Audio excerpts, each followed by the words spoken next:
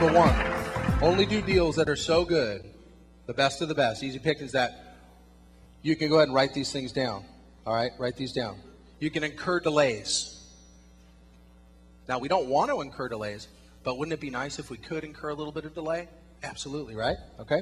So incur delays, unexpected costs or overruns, additional costs. Remember, I have a project that was out there and the guy miscalculated, and it turned out that he thought the property was only going to need $300,000 in renovation, and it turned out to be $3 million. Now, don't let the number scare you. It doesn't matter. It was just some extra zeros. He just fouled up on the zeros, guys, right? But still, nevertheless, with the money that he fouled up on the zeros, it made him lose the deal because he looked at the deal and said, oh, now it's not going to work. When I went in there and I said, it does still work, and it works because of this reason. The property is going to be worth $10 million at the end of the day, and the $3 million is absolutely irrelevant. He just didn't have the resources to make it happen because he's not out there taking action, and he's not getting into the right properties the right way. So you can go ahead and incur those delays, unexpected cost overruns, or get this, guys, market corrections, especially in different times when the market goes up and it goes down. All right? When it goes up and it goes down, you want to make sure that you're not affected by the market conditions. Now, let me explain. For instance, if we were in a down market and people were losing their homes and there was tons of foreclosures out there, what would be happening is maybe some retail centers would not be doing much business and they could be closing doors. Then you could have vacancy issues trying to fill those because people aren't out there shopping and buying, jewelry or buying, fancy clothes or what have you. So you want to make sure that you're not affected by those market conditions. Now, if you have the right deal and you're buying it the right way at 30 cents on the dollar, we can go ahead and work that out and still make a boatload of money. Okay? Now, just because the deal has big profits doesn't mean it's not risky. It also needs to adhere to other principles as well, which is number 2. Only do deals that offer this. Great terms. That's number 1. It's got to have great terms, guys. Great terms are like 18-month, no payment, no interest. 36 months. The first 12 months, no payment, no interest. The last 24 months, 6% accrued interest, meaning 6% interest accrued, meaning on the back end. Those are great terms. These are the type of great terms that we need, okay? So, other people's money, deals that attract OPM. That is huge, all right? And believe me, guys, there's absolutely no shortage of money. There never has been, there never will be. Let me ask you a quick question. Who here would like to see a 30% return on your money? Raise your hand. Guys, everybody's hand in here just went up, okay? There's no shortage of money. And I know 30% is high. Those are Guido rates. But don't get focused on the hard money. Don't get focused on the high percentage that you're paying for money. It's irrelevant. And a lot of times, guys, we can bring in accredited investors. We can bring in partners that meet our criteria that our attorney tells us that they meet, where we can bring those money partners in, place those funds on deals, and give them an equity share instead of a return. And one slice of the pie in commercial could be 6, 7 figures. You could make a boatload of money just from one slice of the pie, and that's why people understand. They get it, okay? They get it. All right? Now, seller financing, private money, and hard money. Write those down. Seller financing, private money, and hard money. Now, we always ask for seller financing. We got a whole section that we're going to be covering on negotiation. And believe me, you guys are going to love it. Because it all comes down to negotiation. As I like to say, negotiation is the meat. But when we're talking about negotiation, we always ask for seller financing, even when we don't need it. Even when we do not need seller financing, we still ask for it as a tool. As a tool. And I'm going to share that with you guys later. But we want to go ahead and make sure that we're in on these deals where we can bring in any type of money that I just discussed. And for the record, guys, if a hard money lender won't loan on your project, you need to see why you're doing that project to begin with. All right? Write that down. That is so very important. If a hard money lender won't lend on it, you need to go ahead and check it. And when we have our financier come in a little bit later, we're going to be discussing different types of money. We're going to get into that because I know that's one of the myths, guys, that people have is the liquidity that dries up every once in a while, or money that's hard to get, or these financiers are out there that are giving lip service. Well, that happens with retail property. When people are buying retail and there isn't enough projection, there's not enough money in the deal at the end of the day, and they're buying it and they're barely even breaking even. Because that's how these conventional investors buy anyway. They get into commercial property and they're lucky to even break even. And when they're lucky to even break even out of the gate, they look at something called a projection, and usually it's 3, 5, 7 years. And conventional wisdom tells us, oh, in 3 to 5 to 7 years, the property is going to appreciate, okay? And when it appreciates, we're going to have value later. And we're lucky to just break even until that property appreciates. We do not buy on appreciation.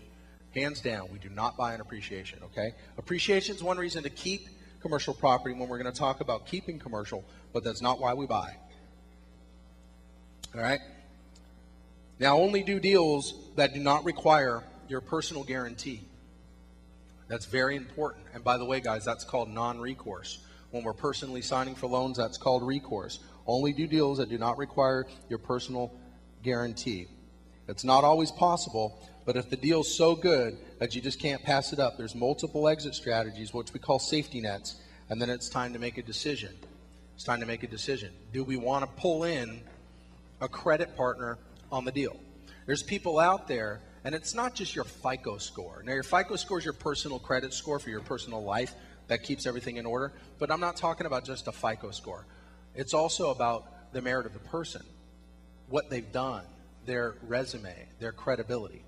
And if you bring in somebody who has got the best of the best portfolio, say, sir, if you're dealing with mobile home parks, and you pull somebody in that's got a portfolio of 7 or 10 mobile home parks that they bought retail, and these things are just absolute cash cows, and he's got great credit rating, whatever entity's been taking him down, and everything's great.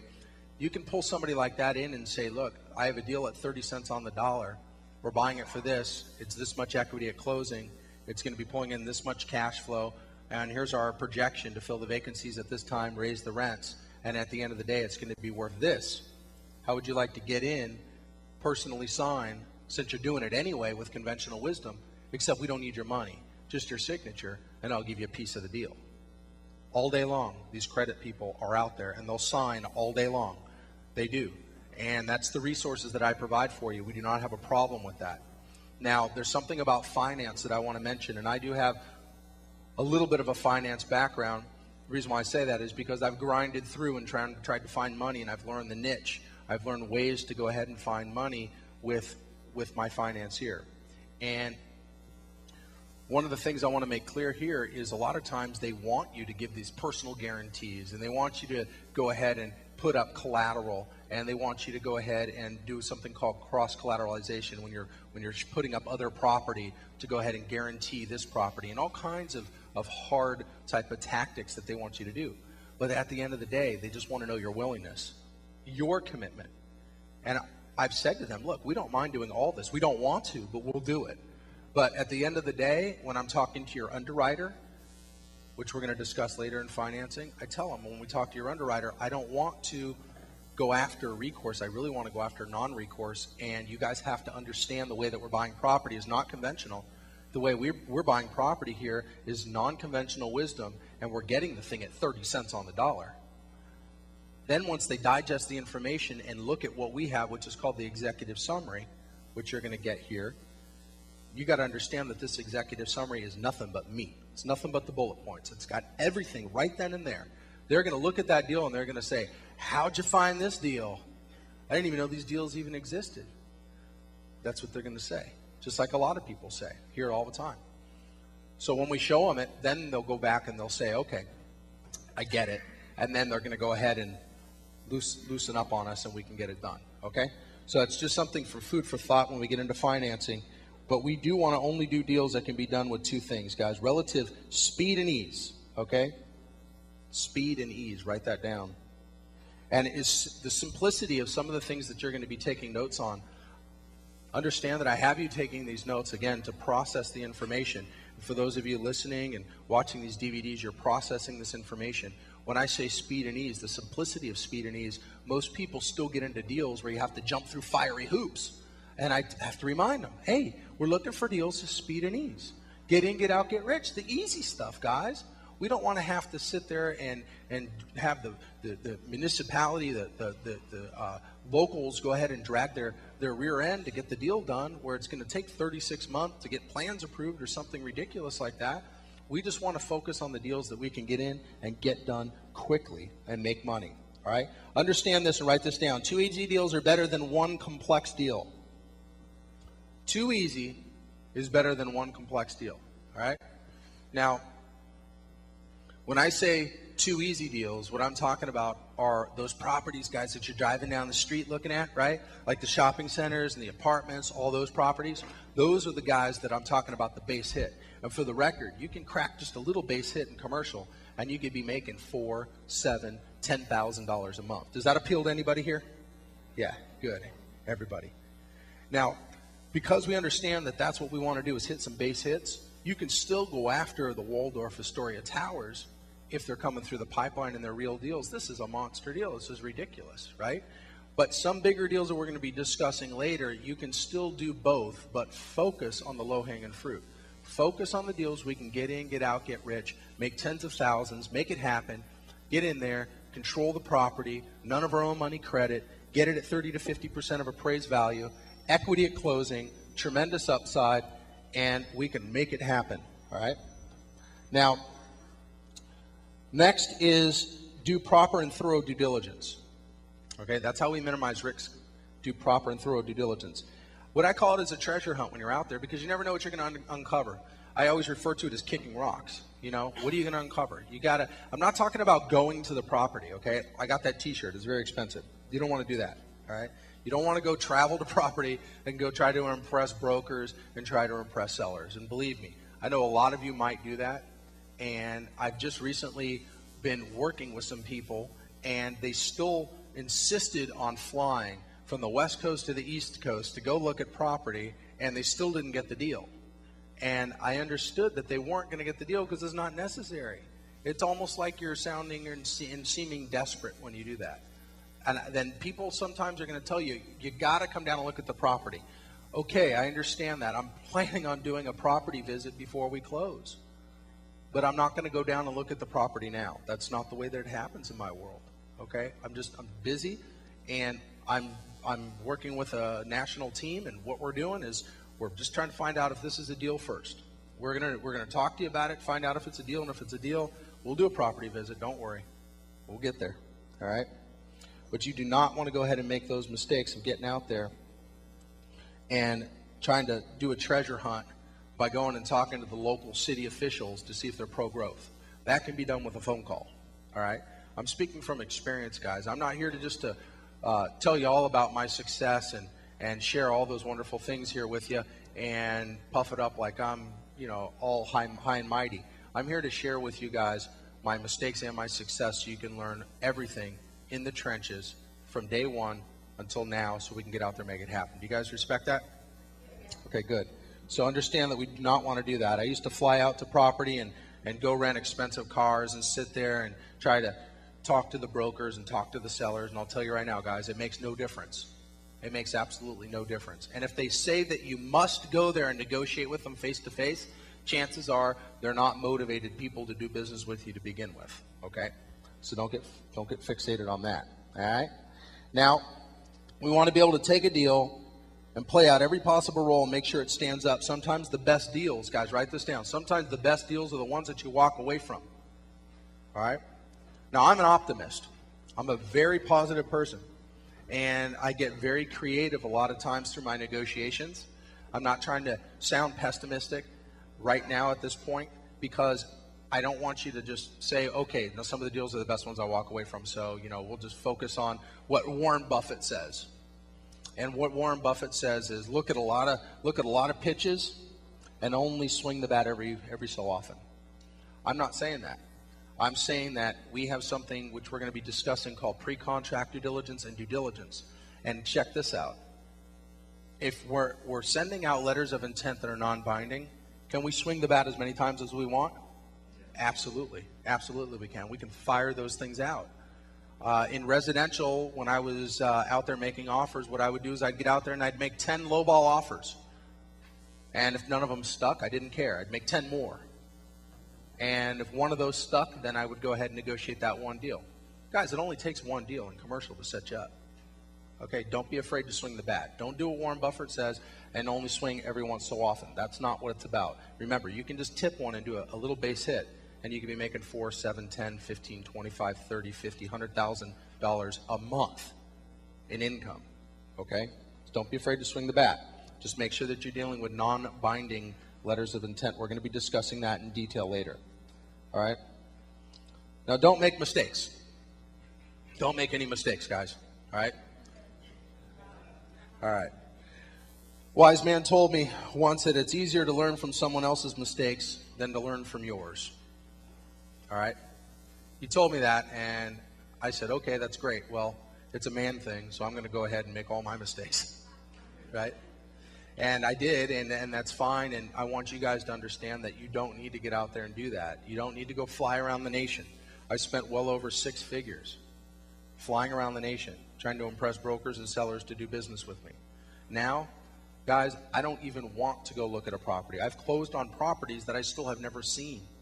It's irrelevant to me because I hire the professionals to go look at them, because if I look at it, I'm going to look at it and say, wow, that looks like a building.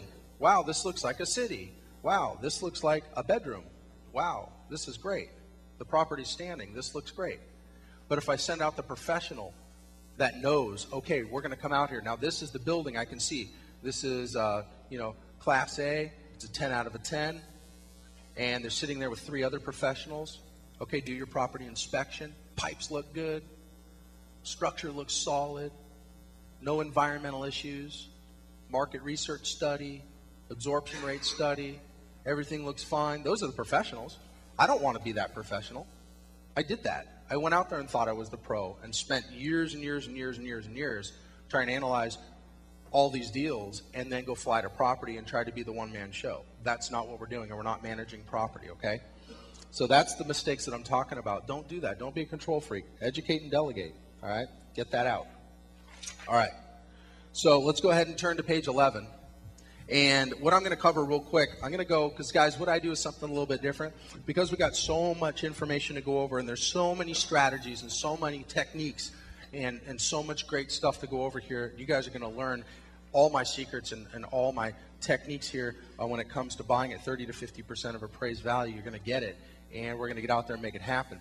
But there's something that I want to share with you before we get started. And what that is, I used to go from A to Z. Then what I did, meaning I teach from A to Z. And I'd start off with, okay, first thing we're going to do is get into finding, and then we're going to get into structuring and negotiating, and then get into exit strategies. And what I found is before you can actually find a deal, I think that it's very, very important that you guys understand that you have to know what a deal is before you go find it. You understand? Then I started teaching Z to A. I teach the exit strategies first and then go back to the front. Everybody would understand it regardless of which way I teach it.